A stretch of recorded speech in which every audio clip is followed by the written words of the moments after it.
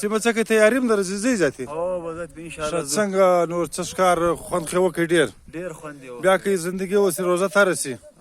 بیا به نو د عید یا لسمه یا 15مه بیا ان شاء الله چکر راوړو خدای کوم حال به سره کوم زموږ د شیرې حال به په درو ها حال پر راکوي اجي تاسو یو امي هغه داوود په موبایل به جوړو تاسو راسي شباب سبا نه منده په چیز پرې کړې دا هم خورور له خواري په سپریز ها او دا خو دا خواري وا په کې پریز په ډبره کې بند شول ها نو ډیر ناشد پریز و د سګری ها تاسو اجي راسي